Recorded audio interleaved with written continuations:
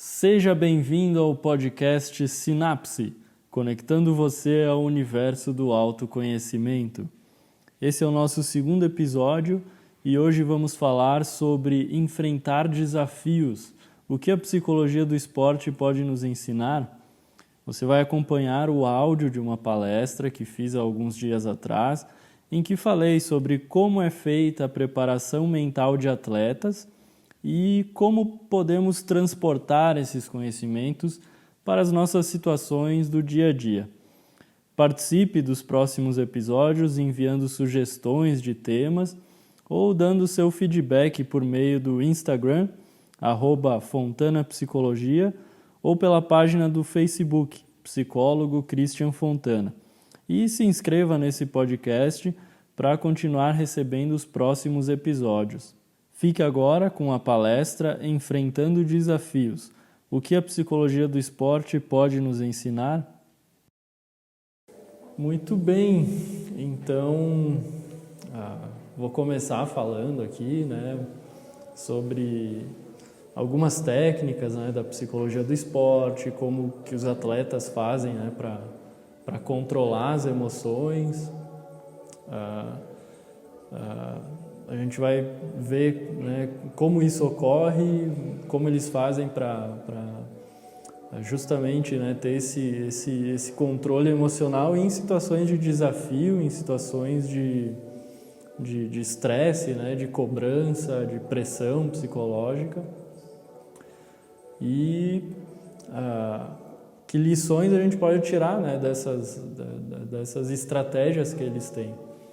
Então, muitas situações da vida acontece também da gente ter uma situação de pressão, uma situação de estresse, que a gente precisa render, a gente precisa apresentar ali uma performance, seja no trabalho, seja em algum outro lugar. E, enfim, é engraçado, como eu tive essa ideia, assim. Eu vou contar mais ou menos para vocês como que surgiu, essa ideia de pegar o conhecimento da psicologia do esporte e transportar ele para uma outra área, por exemplo, do trabalho, que pode não ter nada a ver num primeiro momento, mas realmente tem, assim. E tem a ver também com a construção aqui. Quando eu estava montando o consultório aqui, eu fui numa loja de materiais de construção e aí eu estava comprando algumas coisas, o assoalho aqui estava, e quando eu fui passar no caixa, a moça do caixa lá, ela deu a coincidência que ela estava assim num período de iniciação, Ela estava aprendendo lá, mexendo no sistema e tudo mais. Só que o que aconteceu? Quando ela me atendeu, a loja estava meio vazia e tal, mas quando ela me atendeu, ela estava com a supervisora, enfim, a supervisora orientou ela, só que ela foi demorando, e aí foi se formando uma fila atrás de mim. Era um caixa só, era ela que estava lá e foi se formando uma fila, assim.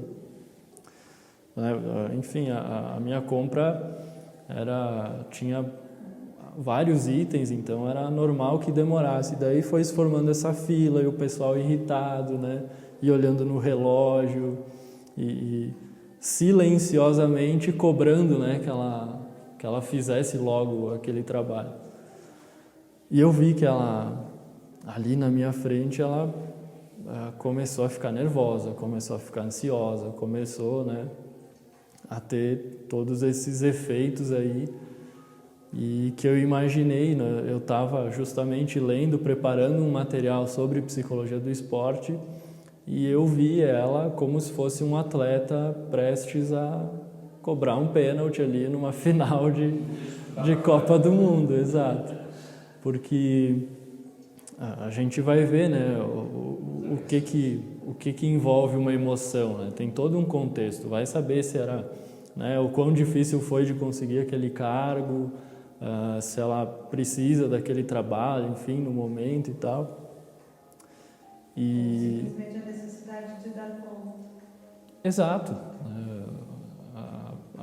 As pessoas ali, né, com pressa e ela sabendo que tinha um trabalho delicado ali para fazer e precisava se concentrar.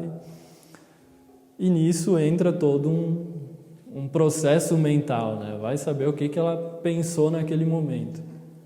Esse foi o título do meu TCC, né, no trabalho de conclusão de curso. Fonte de inspiração. Que é justamente o que os atletas, que se passa na cabeça dos atletas quando eles estão prestes a cobrar um pênalti numa decisão. Aquele trajeto, né, do meio campo até a marca do pênalti são aproximadamente 50 metros, né, e num momento de decisão, o que se passa na tua cabeça caminhando até lá é decisivo, é uma coisa assim fundamental que vai, né, te ajudar ou te atrapalhar a cobrar aquele pênalti, né? Então, basicamente foi esse o meu tema de TCC, e existe uma técnica, né, que hoje a gente não vai abordar tanto, mas o que a gente vai comentar aqui ajuda a se preparar para essa técnica, né? Que é a técnica de imagem mental, de treino mental, né? de se imaginar na situação antes dela acontecer. E que, bom, vocês não estavam presentes na palestra da semana passada, mas a gente falou um pouco disso também, e o quanto é fininha a linha entre tu se imaginar numa situação no sentido de se preparar para ela, né, de evitar a ansiedade, e a diferença entre se imaginar na situação e ficar ansioso e deixar que a ansiedade venha e tome conta, né? Então, por isso a importância também de ter alguém auxiliando aí nesse processo, de ter alguém que possa frear a ansiedade quando ela não é bem-vinda, né? Então, basicamente foi ali que surgiu. Imagina só aquela mulher no caixa, né, a pressão que ela deve estar sentindo e que mecanismo ela deve estar usando aí, que mecanismo mental ela está usando para dar conta dessa situação. Então, aí a gente pode usar como exemplo para falar o que é emoção, né? O que vocês acham que seja emoção, assim? Vocês arriscam alguma coisa? Bem, de uma forma bem geral. Tudo que a gente sente. Tá. Um sentimento espontâneo, né? Nesses casos aí, o que é emoção? Uma coisa que te deixa, te atrapalha, te deixa levar, te tira do teu rumo normal. Certo. Rosane, um palpite? É um sentimento que faz a gente expressar de alguma forma, seja em palavras, em gestos, mas sobretudo internalizar isso, né? Então, às vezes tem gente que não sabe como expressar, né? Mas é uma coisa que está na gente, é um sentimento. Agora, cabe a cada um como vai mexer, como vai lidar com o que vem. É isso. Aí é emoção e controle, ou descontrole. Certo. Né?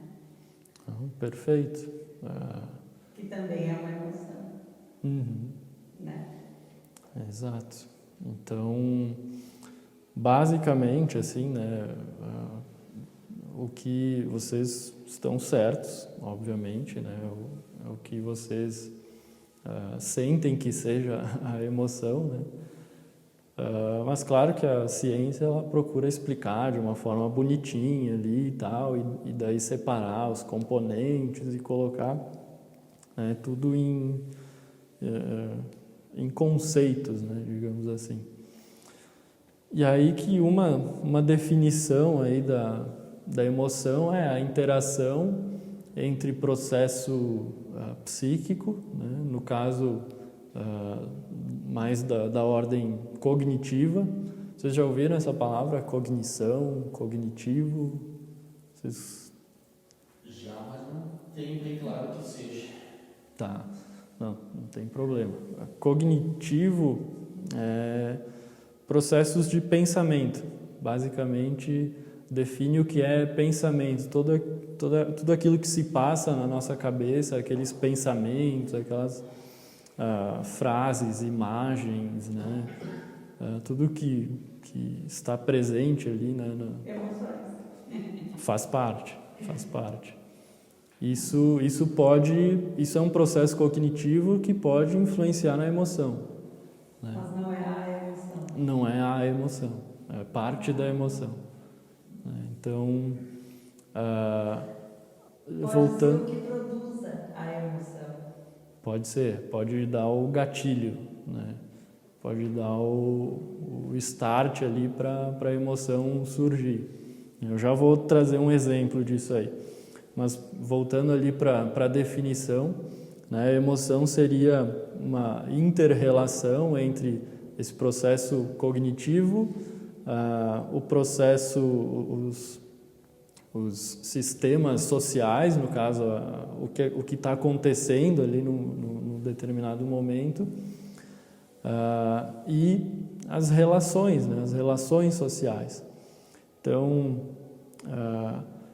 tem a cognição, a questão social, né, o ambiente, e a parte, digamos assim, fisiológica, né? Então, olha quantos fatores aí, tem 3 fatores que interferem na emoção. Tem o cognitivo, o social e a fisiológica. A fisiológica seria aquela coisa mais orgânica mesmo, né? Quando a gente fica ansioso, o coração bate mais forte, né? A gente começa a suar e é a resposta física mesmo do nosso corpo, né? Então, se a gente fosse, né, fazer um esqueminha assim de desenhar ali o que é emoção, a gente colocaria esses 3 conceitos e uma flechinha dupla, né? Uma flechinha que vai nos 2 sentidos, porque tanto a emoção influencia no processo cognitivo, como ela também é influenciada por ela. Da mesma forma, a emoção influencia, né, o processo fisiológico e é influenciada por ele. Então, tudo vai se interferindo, se influenciando, né, nesse sentido. Não sei se fica claro o que... Meu Deus. Exato. É complexa, né? Então, vamos... É complexo, mas é simples ao mesmo tempo, né? Sim, porque a gente tem um determinado funcionamento, né? A gente conhecendo esse funcionamento, a gente consegue encarar melhor as situações. Se a gente fizer isso que vocês estão fazendo hoje, de parar, de refletir, né? Uma aula, né? Exato. Por favor. Exato. Nossa. Não, é bacana, assim, poder explicar isso, né? Às vezes... Se estivesse tendo como se, a grosso modo, dizendo uma gramática que está separando tudo para poder explicar o que é cada coisa, né? Uhum. E isso é conhecimento. Sim. Né? É um presente. Exato. Então, a gente dividindo, né? Vamos voltar ali para cognição, né? Ordem de pensamentos, fatores sociais, né? Ambientais, enfim, e fatores fisiológicos. Desses 3 fatores, o que a gente pode controlar? Qual deles a gente pode controlar e quais a gente não pode? O que vocês acham? Físico a gente não pode controlar. Físico não pode. Involuntário. Exato. Podemos controlar o nosso É o ambiental, é o social, o ambiental. É difícil de controlar. Então, o que a gente pode controlar é o emocional. É o cognitivo, né? O psíquico. Isso. Exato. Enfim, tá certo, tá adequado. Afinal, o ambiente, né? As relações sociais, a gente não pode controlar. Vamos pegar o exemplo do esporte mesmo, né? No futebol, um atleta não pode controlar a decisão do árbitro.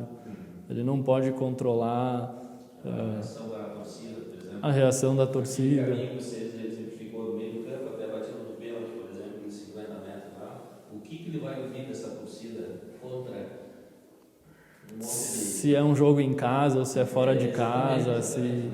Até porque jogo é jogo, né? Cada time, cada bola é diferente, jogo é jogo. Cada dupla, sei lá. Isso. Sim, Futebol é exato. Isso tu colocou bem aquele aspecto aquele do time estar no meio do campo e a bola está lá na marca do pênalti, né? Esse trajeto é bem... Eu acho que vai responder tudo, como é que o cara vai bater ou não, bem aquele pênalti. Exato. Então esses três fatores, eu acho que de 50 metros, acho que passa um monte de coisa. Aí sim, volta naquela que tu falaste antes, criar uma imagem mental para esquecer que tem torcida, esquecer disso, esquecer daquilo e só mirar a goleiro e a bola. Eu já acho que não passa nada na cabeça. Passa é foco.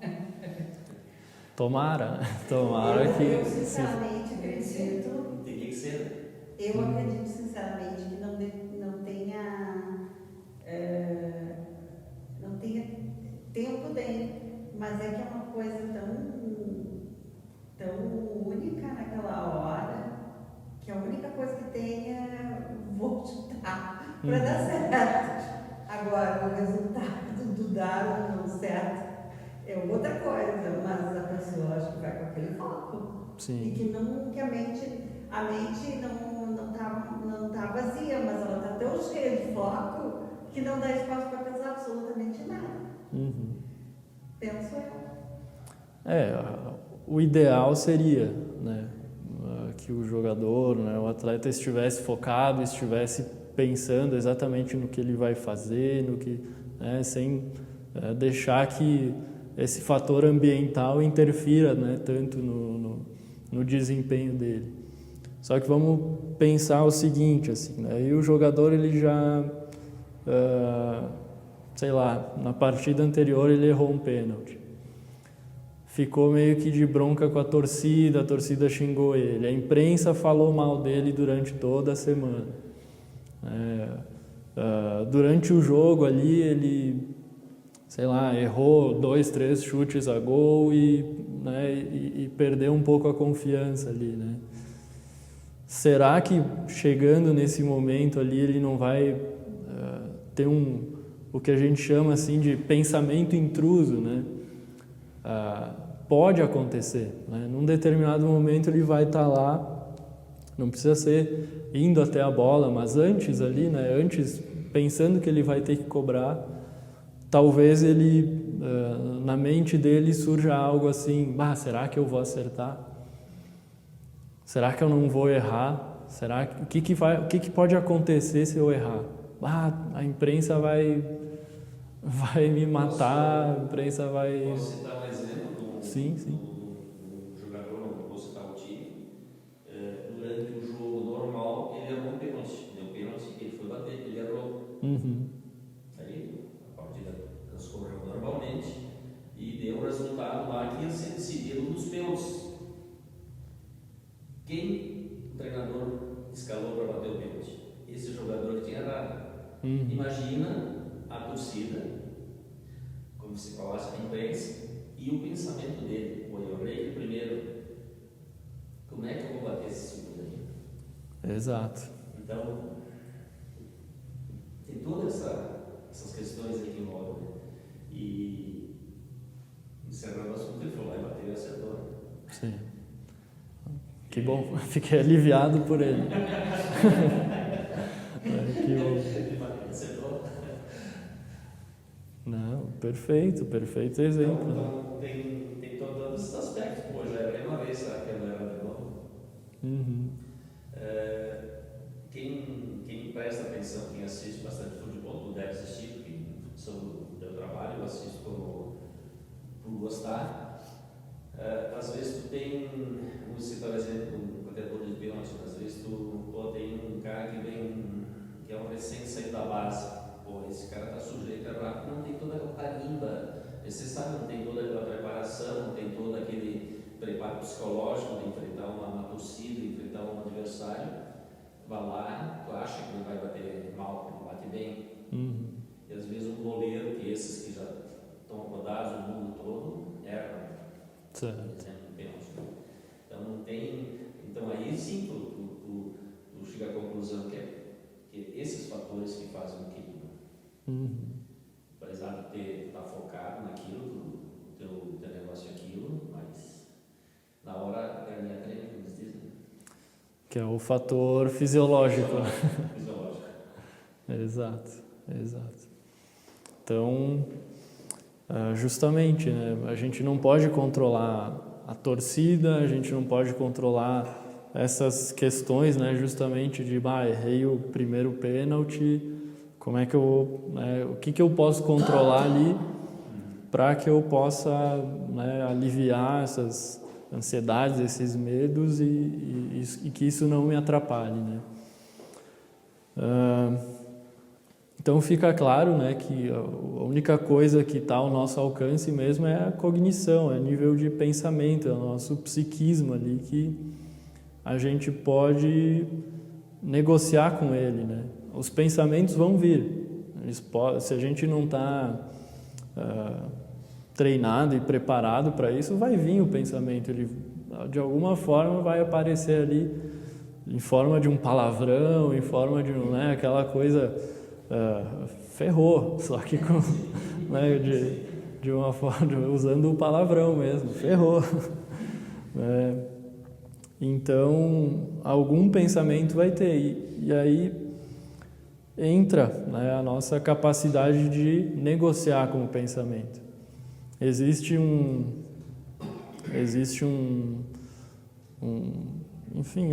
termo ali que define bem isso, que é um monólogo interno. Vocês já pararam para pensar assim, se vocês têm um monólogo interno, se não tem? Vocês já pararam para perceber ele assim? Mas eu comigo é monólogo. Isso. Qual a diferença de ser interno? Não necessariamente tu tá falando, né? Emitindo som, né? mas é aquele pensamento que está ali, aquela coisa que... Isso. Sim, exato. Tem muito disso. Quem não? Exato. Isso acontece de uma forma muito automática, né? O pensamento está ali, ele vai acontecendo, a gente pode acreditar nele e aí se entregar para ele, né, totalmente, e daí, como vocês apontaram antes, né, um pensamento, e a gente, né, tentou fazer o esqueminha ali, um pensamento, ele interfere na emoção, assim como a emoção interfere no pensamento. O que ficou de... Não, fiquei pensando em como tu vai ver, como tu vai olhar. Nós estávamos dividindo e subdividindo, né? O que é a emoção, o que é o pensamento, e aí fomos indo. Mas, então, me perdi na linha de... Tá, não. Agora daqui a pouco vem. Tudo bem. Desculpa. Imagina. A gente estava... Como que a gente vai olhar para esse pensamento? Tá. Porque se vem um pensamento que ele não é um pensamento que te produza boas emoções, se não está te fazendo bem, ele pode ficar um pouco persistente, mas se tu insistir em não manter ele em ti, ele vai sair, né? Pode voltar, mas se tu começar a se fazer esse controle, que a gente pode ter esse controle sobre o que a gente pensa também, né? E então esse controle eu diria que é a emoção. Como que tu vai olhar para esse pensamento, se ele não está te produzindo uma emoção boa, um sentimento bom, por que tu vai seguir nele, né? Ou então tu muda a tua maneira de... Um pensamento ele pode ser ruim, que ele pode vir para te mudar a tua forma de ver o que está acontecendo, ou que pode ser que aconteça, né? Como uma forma de te avisar, olha, não é bem assim. Ou então um pensamento que é ruim, e a gente pode banir uma ideia da gente, se ela não estiver produzindo boas emoções, né? Perfeito, não? É basicamente isso, assim, saber reconhecer que efeito tem um determinado pensamento, né? Mas aí eu acho que entra bastante o que vem do externo, né? O que no movimento está te proporcionando. Às vezes tu está num ambiente que não te permite, apesar de tu estar tentando se concentrar numa atitude legal, a torcida não te deixa. Por isso que tem que ter bastante controle, né? O ambiente externo, às vezes, te pode chamando de... Mas não pode deixar influenciar. Aí que é uma multidão, pensando no esporte, numa partida, numa galera lá. Ou então uma fila de clientes ali, né? Mesmo sem falar nada, fazendo gestos. Psicológica silenciosa. Exato. E isso, se eu entendi, né, o que tu falou, Paulo, isso depende de como a gente interpreta aquilo, né? Como esse acontecimento chega. Como é que vem pra ti, né? Feliz é quem diz assim, bom, espere um pouquinho que eu vou atender todo mundo, cada um a sua hora e seu tempo. E consegue fazer sentir isso. Dá conta que é uma beleza, né? Exato. Agora, se tu dá vazão para essa pressão silenciosa, como é o exemplo da moça que estava ali no caixa, aí fica difícil de cumprir. Você cometer um monte de falha. Aí que tá. Aí a importância mesmo de tu questionar, né? Se por um acaso existe algum pensamento ali que diz, por exemplo, usando o exemplo da moça do caixa, porque eu sou incompetente, eu vou errar tudo aqui, eu não sei o que eu estou fazendo, e nota que à medida que tu vai pensando isso, tu vai ficando cada vez mais nervoso, a respiração... Mas aí é uma questão também, né? Se tu vai comprar uma torneira, o tempo do trabalho da moça do caixa é né? Agora, se tu vai comprar uma torneira, vezes o piso, vezes tinta, vezes, né? É óbvio que vai aumentar o tempo de espera. Claro. Aí, os que estão na fila não fazem esse raciocínio, porque as pessoas cada um para si, né? Mas a moça que está lá poderia ter feito esse raciocínio. É uma escolha, né? Sim. Que na hora muitos, e a maioria não faz. Mas para aí, se esse cliente está com esta lista de compras, com esta nota fiscal para ser feita, com tudo isso para ser organizado, obviamente eu vou demorar. Eu posso também esticar e avisar, a gente vai demorar um pouco, porque os itens desse cliente é um pouco mais do que vocês. Eu espero que vocês tenham um pouquinho de paciência, que cada um vai ser atendido ao seu tempo e à sua hora. Não, perfeito. É uma possibilidade de ação ali na hora, né? Que talvez te acalmaria, né? Acalmaria a pessoa que está ali trabalhando e também acalmaria o pessoal da fila, né? Pronto. Exato. Então, mas nota que tem que ter todo um processo de pensamento ali para chegar nessa ação de tu ganhar confiança e fazer isso, levantar, pessoal, é o seguinte, e aí mandar o recado ali, né? Tu tem que ter uma interpretação clara da situação, tem que saber o que é tua responsabilidade, o que não é, e de alguma forma arranjar uma solução ali no momento. Mas se não me engano, no começo, quando você colocou o exemplo, ela estava começando a fazer esse trabalho. Tu vê o fator ambiental agindo ali, né? Se alguém com experiência seria mais fácil, né? Mas alguém que está ali começando, daí todo o fator ambiental tem que ser considerado também. Então, esse monólogo interno ele é fundamental para alterar ali as respostas, né, tanto fisiológicas como até do ambiente, né. Eu tinha conversado com um corredor que ia vir hoje também. Infelizmente ele tinha aula, não pôde vir, mas ele iria dar um bom exemplo em relação a isso.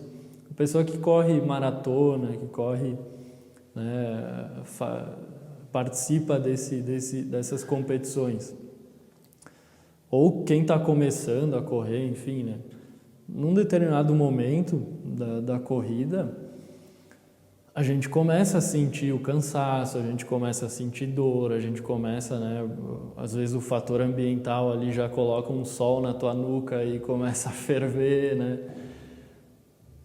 O corpo, ele, né, com as respostas do corpo, o nosso cérebro começa a enviar uns pensamentos marotos assim, do tipo, desiste, cara, desiste, não, vai lá, abandona essa prova aí, tu não vai conseguir.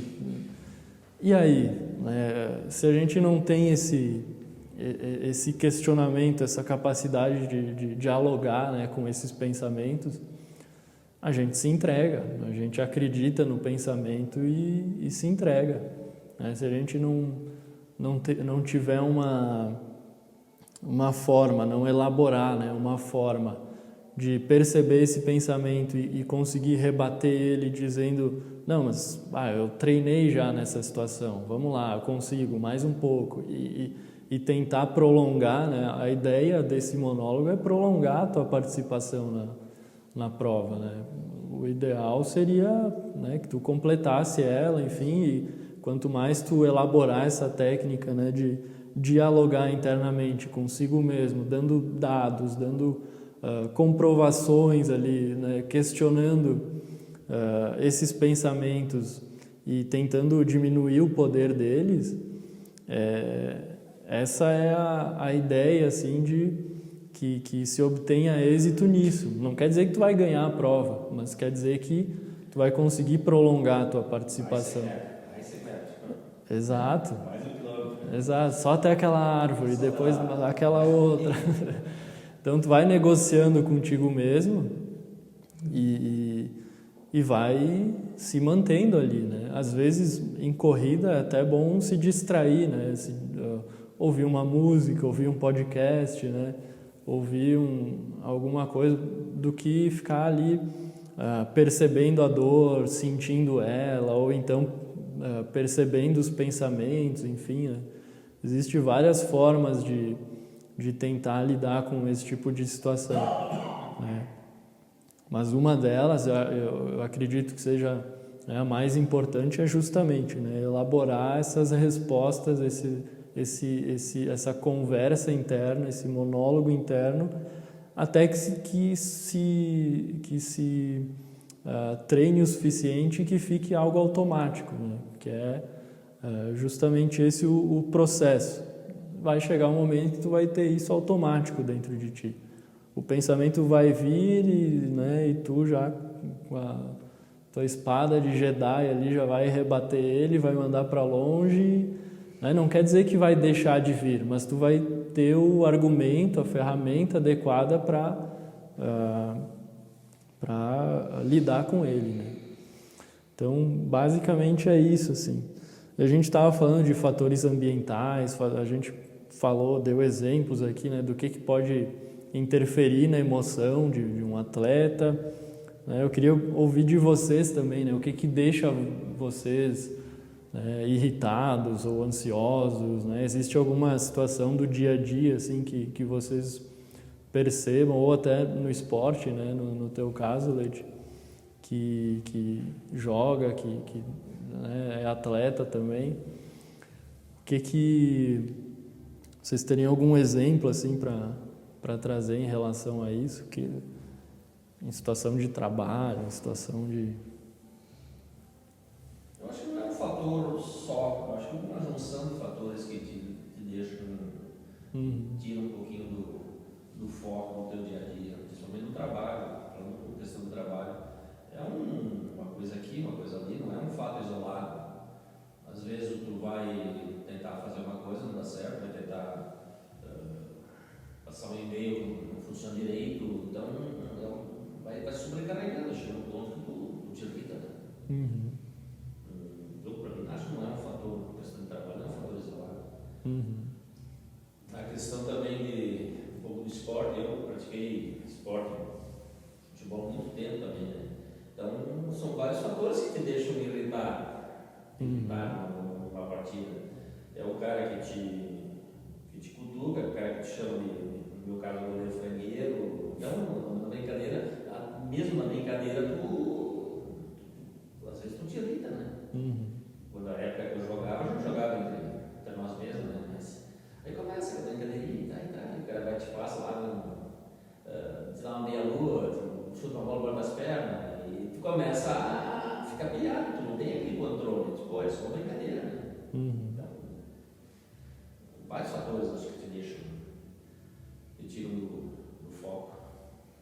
Esses dias, voltando na questão do esporte, eu estava falando para ele, era uma chuva, eu digo, nossa, vão jogar com essa chuva toda, vão. Eu digo, mas como que eles conseguem? Porque daí tem o fator físico que a gente estava falando, né? Sim. O ambiental e o psicológico, os três juntos, num momento que fica bem crucial, né? Uma chuva e frio que era. Eu digo, nossa, como que eles vão dar conta de fazer uma partida boa nisso? De trazer um resultado bom, como é que fica? Porque daí eu acho que mexe com tudo, né? Em fatores que influenciam de uma maneira direta, né? Além é frio, é chuva, e tudo que envolve de estar numa temperatura baixa, de estar num lugar chovendo muito, né? Então eu fiquei fazendo essa pergunta, como que fica essas pessoas, esse grupo, né? Esses jogadores, enfim, essa partida, tudo que envolve, né? Esse resultado, né? Sim. Tu comentando de chuva agora me fez lembrar da Fórmula 1, da época do Senna, né? Que diziam que quando chovia ele ia ganhar porque era o melhor em pista de chuva, exato. Não tinha medo, ele acelerava na curva, mesmo chovendo, né? E poucos, acho que nenhum naquela época tinha essa coragem dele aí, né? E no futebol também, né? Se não me engano, o Grêmio lá de 96, 95 ali era também uma coisa assim, choveu, é certo que o Paulo Nunes vai cruzar para o Jardel e vai fazer gol de cabeça, né? Então era para te ver como dá para a gente mudar esses fatores ali, né? De pegar alguma coisa, questionar até o fator ambiental, né? O fator ambiental ele surge e como a gente viu antes, ele interage ali, né? A via é dupla, né? Então o fator ambiental ele vai gerar uma interpretação, né? Ele vai gerar um processo de pensamento. O pensamento pode ser, tá chovendo, e agora? Só que lembra do monólogo interno, como é que eu vou fazer para não deixar isso interferir no meu rendimento? Aquele exemplo ali do Senna, do Grêmio, enfim, é um exemplo de êxito nisso, né? De alguma forma encontrar uma segurança ali, encontrar um dado específico até o trabalho do pessoal que analisa os dados no esporte, né?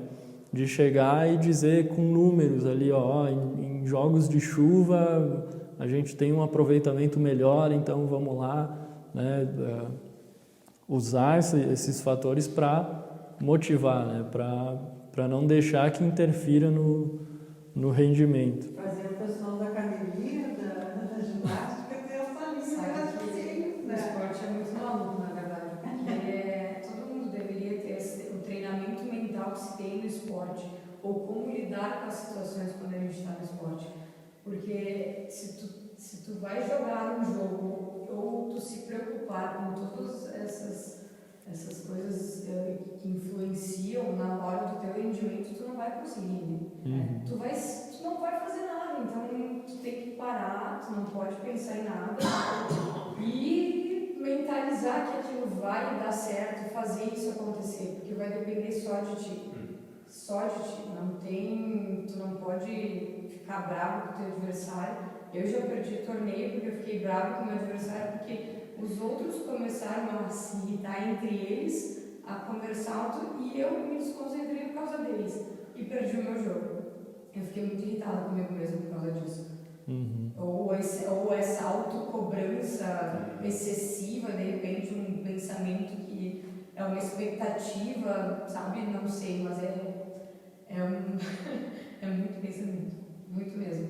Mas quando se tem essa autoconversa consigo mesmo, esse monólogo, né, fica muito mais fácil conseguir colocar na minha cabeça vários momentos que isso foi possível de acontecer, que se realizou e realmente deu certo. Então é algo assim que, claro, depende só de ti, né, naquela hora. Exato. Voltando para o futebol, algum outro tipo de esporte também, que a gente percebe que o atleta parece que está brincando. Ele joga o futebol brincando. Para ele parece uma brincadeira. Então, esses fatores externos talvez não influenciem tanto ele. Não digo que ele não tem a responsabilidade de jogar pelo time, para o time, pela agremiação que ele está defendendo, né? E pela torcida que está apoiando ele. Mas tu joga divertido. Não é aquela coisa pesada, aquela coisa carregada, né? Então parece que rende mais, principalmente no futebol, que é um... E o que será que ele está pensando naquele momento? Sei lá. Que é um tiazinho lá de 6, 7 anos. 6, 7 anos que está brincando de bola, talvez seja isso, né? Não, perfeito. Voltando um pouquinho ali, a ideia é justamente fazer com que isso se torne automático. Exato. Para chegar, justamente como a Leite falou, chegar lá no momento, não precisar prestar atenção, voltar minha atenção para isso. Não, vai sair natural, né? Vai sair automaticamente. Né? E como é que eu faço isso? Com treino, né? Fazendo isso antes de eu precisar, né? E aí que também entra a questão de imagem mental ali, de treino mental, justamente tentando antecipar essas situações. Tem aquele nadador, o Michael Phelps, acho que vocês já devem ter ouvido eu falar desse exemplo, né? Mas ele conta assim, que junto com a equipe de psicólogos lá deles, eles elaboram uma resposta para cada coisa que pode acontecer no momento que ele pula na piscina. Então, e eles fazem isso, né, antes com coisas até que são muito difíceis de acontecer. Por exemplo, numa entrevista, ele comentou assim, até saiu em tom de piada, mas eu acredito que seja real mesmo, mas ele disse que ele tem uma resposta até para se ele pular na piscina e a sunga dele cair na água, ele tem uma resposta para não deixar que aquilo interfira no resultado da prova, né? Ou seja, ele tem um suporte emocional, né, com profissionais da área que lhe dão esse preparo emocional para aquela hora, para conseguir atingir um resultado positivo naquilo que ele está fazendo. Exato. É uma máquina, né? Por isso que chegam aonde chegam, né? Ou seja, a situação acontece, claro, ali a gente está falando de um exemplo, a sunga cair, né? Mas, sei lá, um exemplo dele pulou meio errado na água, como é que ele vai fazer para corrigir a postura? Se ele ficar nervoso e daí surgir o pensamento, o que eu faço? Pronto, ele já perdeu ali, às vezes, 1/1000 de segundo. O que representa na prova. Exato. Então, para não perder tempo, se elabora tudo isso antes, né? Se tem uma resposta antes. Claro que, de novo, para fazer isso, precisa do acompanhamento de um profissional, às vezes de uma equipe, para não deixar que isso vá para o lado da ansiedade, né? Porque se tu fica pensando, e se a sunga cair? E não sei o quê. Se tu fica pensando tudo o que pode acontecer sem elaborar uma resposta antes, daí a ansiedade vai a 1000. Aí é tudo que a ansiedade quer, terreno fértil para ela, né? Mas se tu parar né, de novo, colocar ali em tópicos, se tal coisa acontecer, qual resposta que eu vou ter nessa situação? Né? O que eu posso fazer para solucionar? Tá, beleza, então, né, tu já elaborou isso. E daí tu, de certa forma, vai mais seguro para a prova, porque aí tu tem o pensamento de que, não, qualquer coisa que acontecer eu estou preparado. E aí esse eu estou preparado já é uma grande influência para que nada dessas coisas aconteçam, sabe? Para que tu se sinta mais seguro e faça uma prova mais perto do ideal, né? Tem suporte emocional e físico. Exato. Preparo emocional e preparo físico. O preparo emocional, ele nunca está distante do preparo físico, né? Eles têm que andar juntos, né? Não adianta fazer um treino só físico, tem que fazer um treino mental, emocional também. Exato. Por isso a psicologia do esporte. Com certeza, é essa a ideia. Então a gente falou um pouquinho, né, do que deixa os atletas, situações que deixam os atletas irritados, vocês comentaram também, né, algumas coisas de vocês. Onde é que estava? Eu trouxe aqui um exemplo só para a gente do tênis, né? Aconteceu o ano passado, quase que exatamente um ano atrás, um jogo da Serena Williams, em que ela perde totalmente a cabeça, assim, em função de uma decisão meio duvidosa ali do juiz. Exato, que se eu não me engano, não sei se é exatamente isso, mas o juiz deu uma penalidade para ela porque o técnico estaria ajudando ela lá da torcida, e no tênis isso não pode. Ela não pode se comunicar com o técnico durante a partida.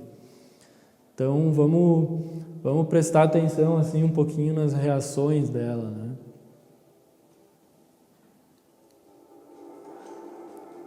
Opa.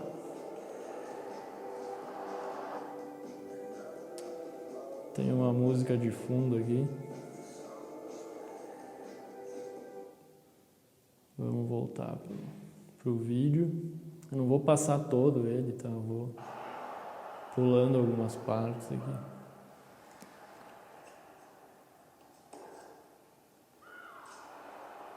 Ó, botou uma bola para fora, olha a reação dela.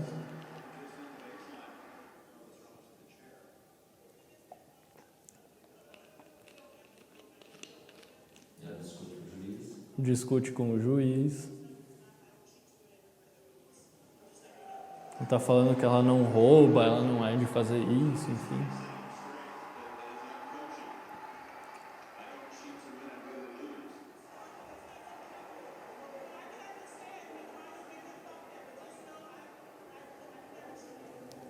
E aí, não é a questão de se ela estava certa ou não. Foi legal para fazer confusão. Mas exato. Ó, mais uma reação dela depois de perder um ponto.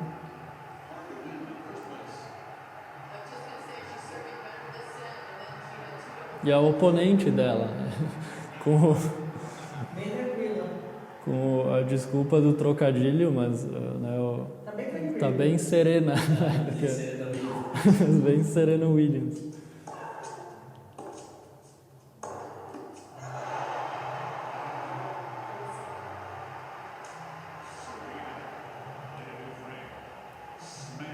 Ó, já arruinou a raquete.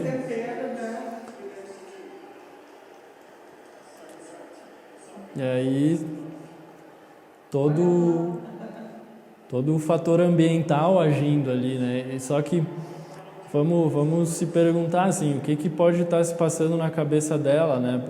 Pô, daqui a pouco, olha, daqui a pouco sai a notícia na mídia que ela roubou, que ela agiu, né? E aí ela começa talvez ela comece a pensar assim, eu não vou perder patrocinador, eu vou ser massacrada, eu não sei o quê, e daí tudo isso ali no jogo, e aí a penalidade pro que o juiz deu ali seria de um game, né? Tem 6 dentro de um set, ela perdeu 1, então ela, né, não é uma falta assim, e ó, discute com o juiz de novo.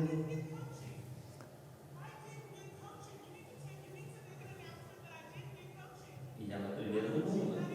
Como? Ela é uma das primeiras do mundo, né? Sim. Não tinha com que a briga era desproporcional até, né? Exato. Botar a cabeça no lugar e jogar. Ela começa, eu tenho uma filha, e vê que... Mais um pouco ela ia bufete a aula. Olha, se a gente avançar o vídeo aqui um pouquinho... Deixa eu ver aqui. Ela discute muitas vezes com o juiz, mas nota que ela deu vazão ali, né? Exato, não conseguiu. Claro que a gente tem diversos outros exemplos que ela com certeza foi super bem nesse fator de controlar, afinal ela é uma das melhores do mundo. Mas eu trago também como exemplo a oponente dela, né? Pô, e todo mundo vê o descontrole da Serena Williams, mas e a oponente que está ali? Como é que fica a emoção dela? O que ela está pensando? Porque ela também está numa situação delicada, né? Está no mesmo ambiente. Exato.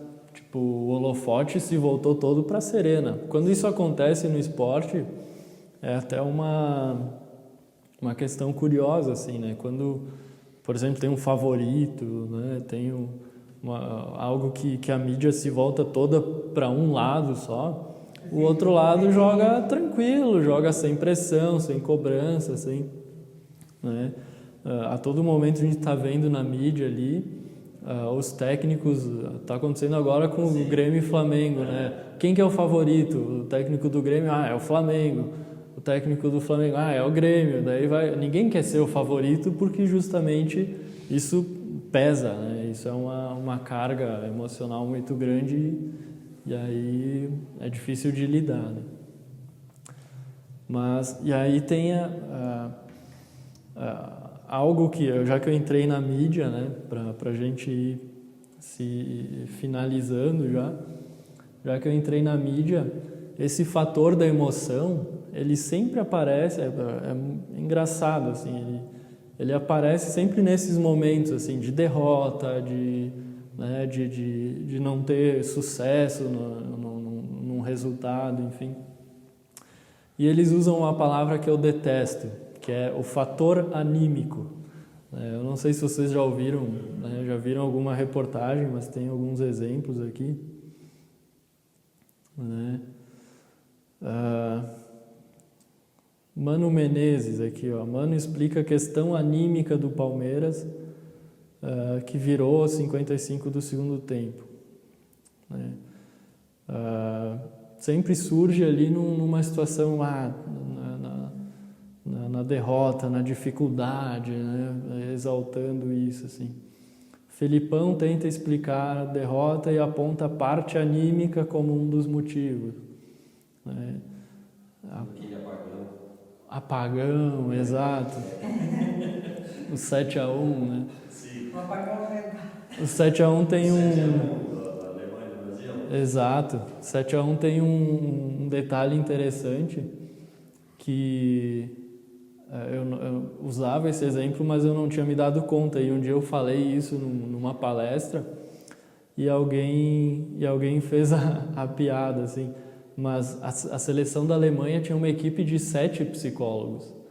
E aí eu falei, eu sabia desse dado, né? Eram 7 psicólogos, mas aí numa palestra alguém falou, um para cada gol. Né? Tipo, não que interfira, mas... Né? E a seleção brasileira não tinha não fazia nenhum trabalho. A seleção alemã, na concentração, eles tinham um momento lá para fazer alguns exercícios de mindfulness, que é aquela coisa de atenção plena, de concentração, né? Como se alemão precisasse, né? Eles são tão assim, né? Calmos e constantes, né? Durante uma partida. Até na última Copa do Mundo, já que eu entrei nesse exemplo, mas a Alemanha estava quase sendo eliminada na primeira fase, né? Tendo, né, ganho a Copa anterior, ela iria ser a primeira seleção a ganhar uma Copa e na próxima ser eliminada na primeira fase. E aí estava perdendo lá de 1-0 a partida e a seleção alemã lá, nada de expressar assim, descontrole, de se desesperar pelo resultado, enfim. No finalzinho do jogo, acho que um dos volantes ali, o meio-campo, enfim, achou um gol lá, chutou de fora da área, pegou no ângulo, fez o gol e manteve a Alemanha, né, para a próxima fase da Copa. Mas assim, até na comemoração, e depois perguntaram para ele, como é que tu se sentiu fazendo esse gol? Tava jogando uma partida como qualquer outra, tava, né, bem tranquilo, enfim. Olha, sem a pressão do ser decisivo, né? E de novo, a Alemanha é uma seleção que tem uma equipe de psicólogo ali agindo, enfim, e não é de hoje, eles não é que nem a seleção brasileira que chama um psicólogo para apagar incêndio, para ir lá depois do 7-1 ir lá fazer uma palestra e tentar acalmar os ânimos. Não, eles fazem um trabalho antes, durante e depois, né? Esse é assim como, né, o jogador... Assim como o treino do físico, teria que ter o psicológico. O jogador, o suporte. Em competição, ele antes da partida ele aquece, ele faz a partida e depois ele faz o alongamento, alguns vão para o gelo e para a água quente, né? Fazem essa alternação, enfim. Tem toda uma preocupação com a parte física, mas e a emocional, né? Aí vamos voltar aqui, mais um exemplo. Valentim destaca a importância anímica da primeira vitória do Avaí no Brasileiro. Tira o peso, né? Olha o anímico ali aparecendo de novo, né, com uma ligação de algo, de uma emoção negativa, né? Momento, pressão e fator anímico. Por que o Inter crê em vitória sobre o líder? Aqui, de 2016, eu acho, quando o Inter estava, quando foi rebaixado, né? Aqui um pouco antes de ser rebaixado. Mas olha o fator anímico aí, né? E agora nessa última, na derrota deles ali para o Atlético Paranaense na Copa do Brasil, eu fui ouvir um podcast lá com o pessoal do Bola nas Costas, da Atlântida, e de novo eles falaram: a derrota do Inter passou pelo fator anímico. Eu disse, meu Deus, não fala isso. Não é que não seja verdade, mas, né, por que olhar para o fator anímico só nesses momentos, né? A questão que eu quero trazer é que o fator anímico, como eles dizem, a emoção, ela está presente em todos os momentos, né? A gente precisa saber controlar ela na vitória, no empate e na derrota, né? Em todos os momentos ali, né?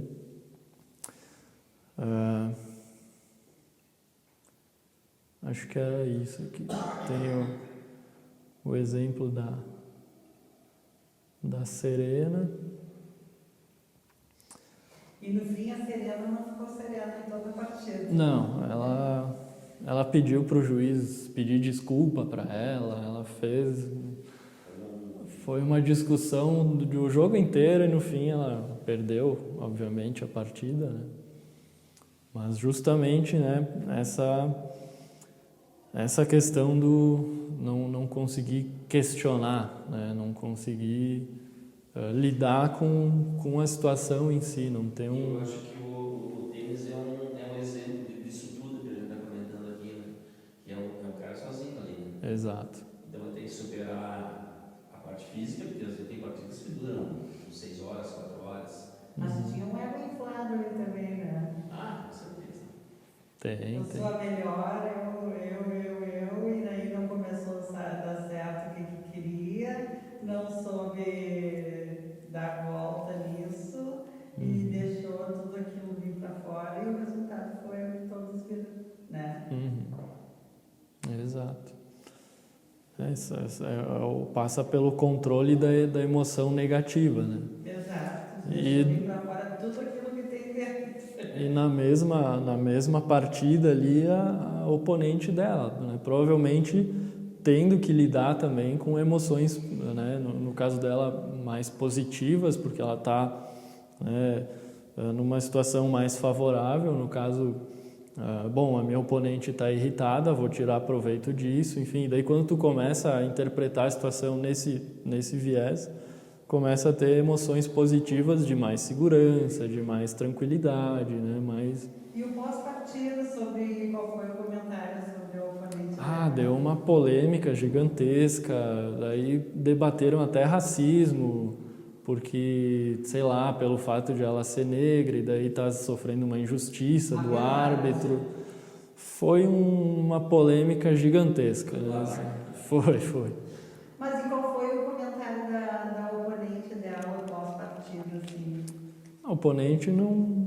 Ninguém falou nela? Não, a oponente, quer dizer, ela não era o foco, né? Ela passou pela beiradinha ali, ninguém percebeu ela, eu acho. Mas eu não vi muita repercussão da oponente e tal.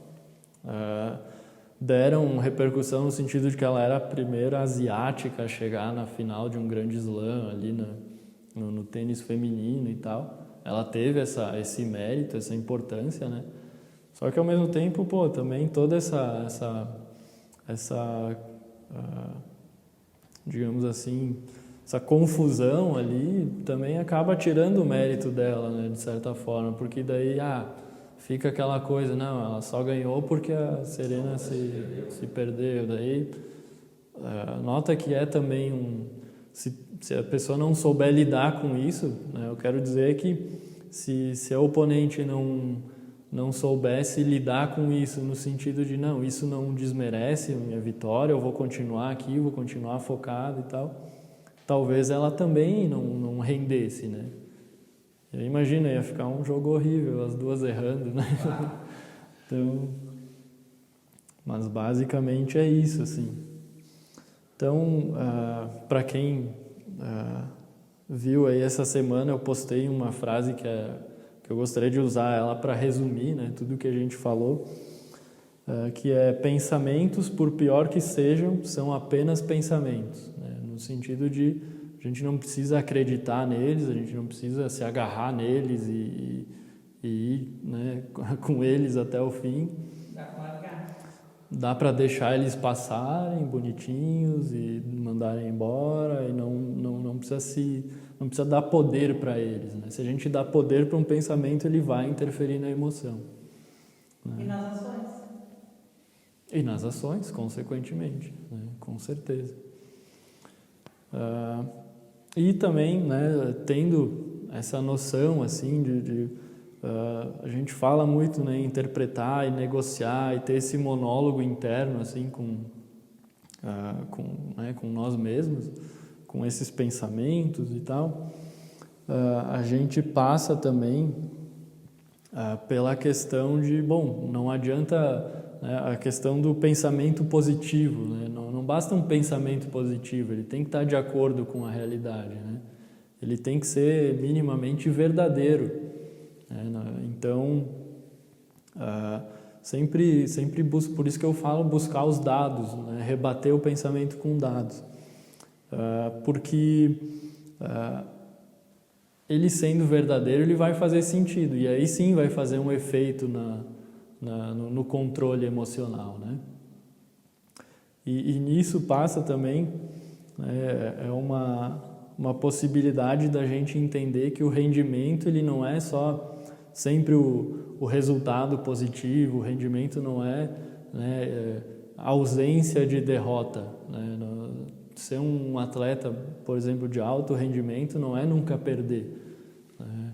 É saber que essas pequenas derrotas elas fazem parte de uma vitória maior, né? De uma grande vitória. Então, esse é um pouco do entendimento, assim, porque acredito que mude a postura, né? Por exemplo, perdi um ponto numa determinada jogada, ok, vamos lidar com essa derrota sem deixar que ela interfira no todo, né? E esse monólogo interno ele tem que buscar reafirmar isso, né?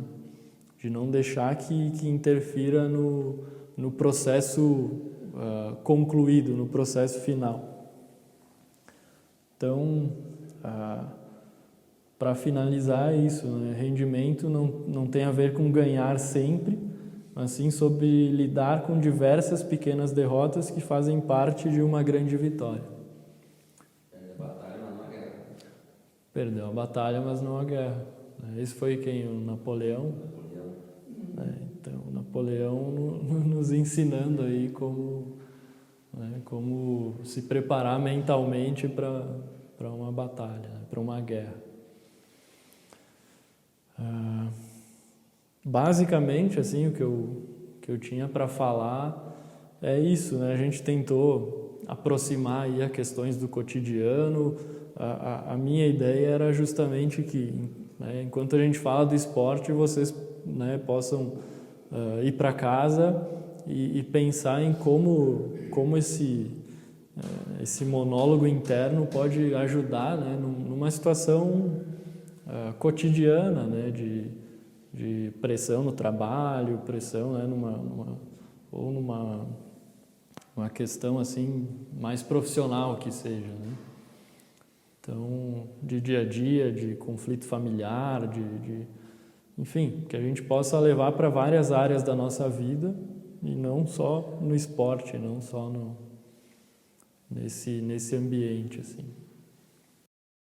E esse é o fim da palestra. O bate-papo com os presentes continuou por mais um bom tempo, mas infelizmente eu parei a gravação nesse ponto. Foi uma bela participação, quero até agradecer aos presentes que foram em pouco número, mas de muita qualidade. Obrigado por você ter ouvido até aqui.